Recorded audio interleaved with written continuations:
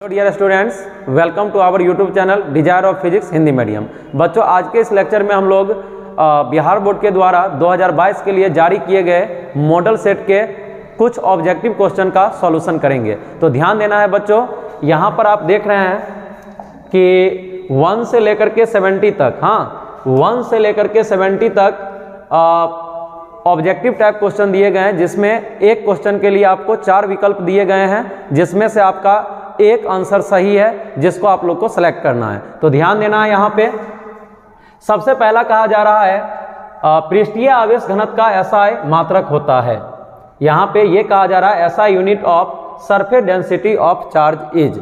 आप लोग को पता होगा सरफेस चार्ज डेंसिटी को हम लोग सिग्मा से रिप्रेजेंट करते हैं, और सिग्मा इक्वल टू क्या लिखते हैं? Q by area. Sigma equal to हम लोग लिखते हैं क्यू बाई एरिया। अब क्यू का यूनिट होता है कूलम, और एरिया का यूनिट क्या होता है? Metre square. एरिया का यूनिट हो जाएगा मीटर स्क्वायर। तो यहाँ पर आप लोग को 4 ऑप्शन में से ये देखना है कि कहाँ पर कूलम बाय मीटर स्क्वायर है। तो फर्स्ट ऑप्शन में कूलम इंटू मीटर है, सेकेंड ऑप्शन में कूलम इंटू मीटर स्क्वायर है, थर्ड में कूलम इंटू 1 बाय मीटर है, और डी ऑप्शन जो दिया गया है उसमें कूलम इंटू 1 बाय मीटर का होल स्क्वायर है। यानी यहाँ पे 4 ऑप्शन में से डी ऑप्शन इसका क्या हो जाएगा? राइट ऑप्शन हो जाएगा। यानी सरफेस चार्ज डेंसिटी सततीय आवेश घनत्व का जो ऐसा यूनिट होगा वो कूलम पर मीटर स्क्वायर होगा। ठीक है। अगला क्वेश्चन है, यहाँ पे सेकेंड में दिया जा रहा है कि एप्सिलॉन नॉट का मान होता है। यहाँ पे हम लोग को एप्सिलॉन नॉट का सही वैल्यू चुनना है। तो 4 वैल्यू दिया गया है, इसमें से आप देख रहे हैं फर्स्ट है 8.85 into 10 to the power -12। Unit सभी का सेम है, ये भी farad metre, farad metre, farad metre. फिर अगर इससे पहले का डिजिट देखो तो सब में कितना है? 8.85 ही है। अब डिसाइड करेगा ये, तो यहाँ पर देख रहे हैं 10 to the power -20, 10 to the power -13, और यहाँ पे है 10 टू दी पावर -16। तो यहाँ पर आपका ये जो ए ऑप्शन है, ए ऑप्शन सही ऑप्शन है इसका 8.85 into 10 to the power -12 farad per metre. ठीक है। अब यहाँ पे थर्ड क्वेश्चन दिया गया है, जिसमें कहा जा रहा है आवेश Q से R दूरी पर विद्युतीय तीव्रता के मान के लिए निम्न में से कौन सही है। यहाँ पे 4 ऑप्शन दिया गया है। इसमें हम लोगों से पूछा जा रहा है कि किसी पॉइंट चार्ज से R डिस्टेंस पर इलेक्ट्रिक फील्ड के लिए कौन सा ऑप्शन सही होगा। Which of the following is correct for electric field intensity at a distance R from the charge. तो याद होगा, अगर मान लो यहाँ पे अपने पास एक चार्ज है और इससे R डिस्टेंस पर ये चार्ज है, और यहाँ से R डिस्टेंस पर ये P पॉइंट है। अब इस P पॉइंट पे हम लोग को इलेक्ट्रिक फील्ड फाइंड करना है। तो इलेक्ट्रिक फील्ड इक्वल टू क्या लिखेंगे? KQ upon R square. K का वैल्यू पुट कर देंगे 1/4 पाई एप्सिलॉन नॉट इंटू क्या हो जाएगा? Q by R square. अब यहाँ पर देखिए 4 ऑप्शन में से कौन सा जवाब 1/4 pi epsilon naught into Q by R square है। तो यहाँ पर हम लोग देख रहे हैं कि ये जो B ऑप्शन है, B यहाँ पर लिखा हुआ है 1/4 pi epsilon naught into Q by R square. तो ये जवाब क्या हो जाएगा? सही जवाब होगा। फिर अगला 4th नंबर क्वेश्चन में दिया हुआ है किसी गोलीय पृष्ठ के अंदर +Q आवेश रख दिया जाए तो संपूर्ण पृष्ठ से निकलने वाला विद्युत फ्लक्स के लिए निम्न में से कौन सही है। यानी यहाँ पर यह कहा जा रहा है कि एक अपने पास एक स्फेरिकल सरफेस है, उसके अंदर एक Q चार्ज को रख दिया गया है, तो उस सरफेस से पास करने वाला फ्लक्स कितना होगा। तो यहाँ पर सही जवाब है, आप लोग को गॉस के नियम में बताया गया है कि ये गॉस प्रमेय में बताया गया है कि अगर हम लोग केंद्र में एक +Q चार्ज को रख दें या कोई भी चार्ज को यहाँ पर रख दें, तो ये जो सरफेस है स्फेरिकल सरफेस, इससे लिंक्ड फ्लक्स कितना होता है? Phi equal to Q enclose by epsilon naught. यानी यहाँ पर हम लोग लिखेंगे Q बाय एप्सिलॉन नॉट। यानी आपका जो ये B है, B ऑप्शन इसका सही जवाब है। यानी एक स्फेरिकल सरफेस के अंदर एक Q चार्ज को रखा जाएगा, तो उससे होकर के पास करने वाला जो नेट फ्लक्स होगा वो Q बाय कितना होगा? Epsilon not. अगला क्वेश्चन है विद्युत द्विध्रुव की निरक्षरीय स्थिति में विद्युत विभव का व्यंजन होता है।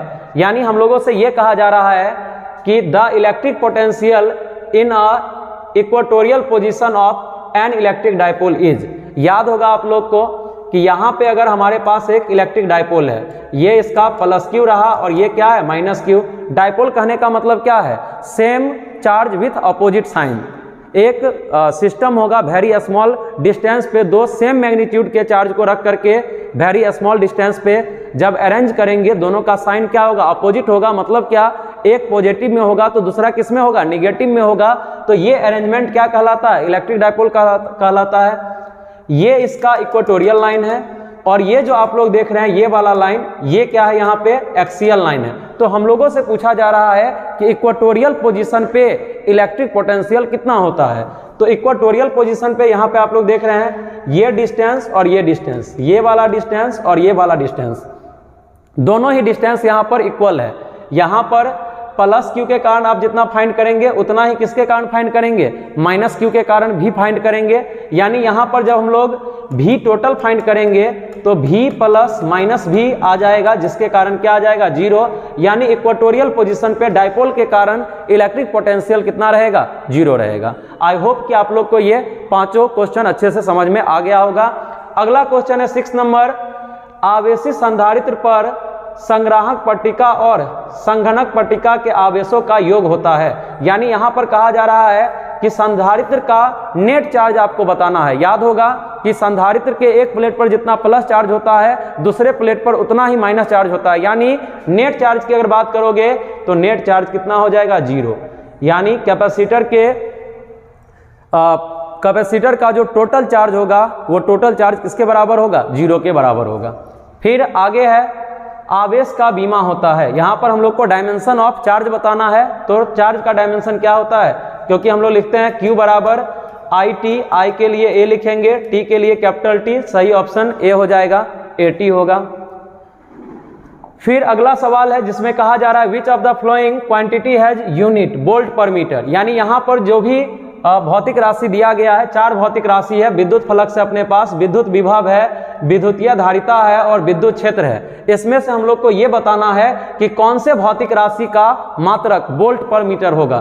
तो यहाँ पे इलेक्ट्रिक फील्ड, आप लोग को पता होगा इलेक्ट्रिक फील्ड का यूनिट हम लोग न्यूटन पर कूलम भी लिखते हैं और वोल्ट पर मीटर भी लिखते हैं। याद होगा E इक्वल टू हम लोग लिखते हैं minus delta V by delta R। भी यहाँ पर यूनिट क्या हो जाएगा, वोल्ट, और आर के लिए क्या लिखेंगे, मीटर।